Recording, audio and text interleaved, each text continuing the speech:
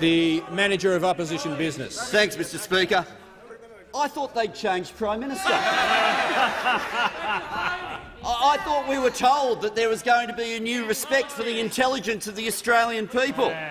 I thought people had a sense that the new Prime Minister would change the culture of the Liberal Party. We were told that he would change the Liberal Party, but no, the Liberal Party has changed him from the moment he got that job. There's no doubt at all. Do we remember earlier in this term someone standing up when his own words were quoted to him? He said, "I never said that." Do we remember? We thought, "I never made that promise, I never made that guarantee." At least then the promises were months old that the person was denying. This bloke, this new Prime Minister, within a day is saying he never said it. Within a day, within 24 hours, is wanting to deny it. And it is unusual. It is unusual for a Prime Minister to speak in a suspension of standing orders. It is more unusual for the Prime Minister to not defend himself during that speech, because there was not a moment during that speech when the Prime Minister disagreed with a word of the resolution. Not a single moment where the Prime Minister said that the statement that he made yesterday was in any way anything other than an inaccurate statement. So you don't often get a situation where you're dealing with a Prime Minister having misled the parliament.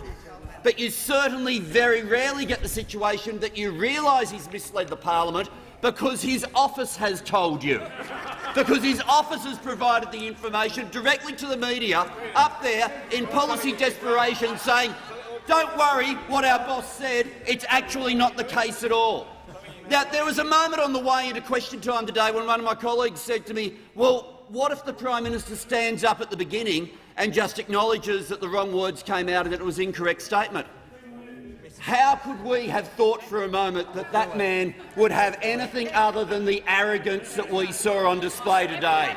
The arrogance which says he can never claim that he's made an error, can never claim that he's made a mistake. The words yesterday were unequivocal. The words yesterday were increasing capital gains tax is no part of our thinking whatsoever. That is what he said. And yet within minutes his own office is up there saying, well, it's still on the table, we're still considering it. The talking points being distributed by his office. How can it be no part of your thinking whatsoever when you're telling your backbench and your front bench to run the line? And who would have thought? Who would have thought that the Minister for Resources would let down the team by saying, and I quote, "I think that is a very clear statement from the Prime Minister." Who would have thought that a member of your own cabinet is giving the most damaging comment possible when they're backing you in? And that's exactly what happened when the Minister for Resources gave that interview.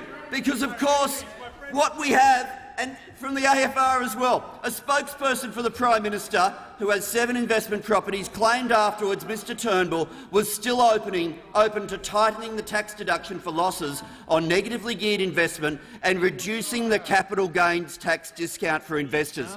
There is no way, absolutely no way of reconciling those words with a claim that increasing capital gains tax is no part of our thinking whatsoever. And when you've made a mistake like that, there's a moment where most people would have some sort of humility somewhere inside them, that they'd be able to stand up and say, no, there was an error. But the smartest person in the universe can't do that. The smartest person in the universe has to get back and say, oh, you just don't understand me. Please realise, there's a point, that's true, but realise you're not just saying that to the Labor Party, you're saying it to the Minister for Resources who thought you were clear, you're saying it to your own backbench, you're saying it to your own office, and you're spreading that arrogance to the Australian people who simply want to be able to have what they were told this Prime Minister would deliver, that there would be a debate which could respect the intelligence of the Australian people. And the Australian people have a right to say that yesterday the parliament was misled. They also have a right to say that there shouldn't be a case where people get more help from the government for their second or 10th home than they get for their first home.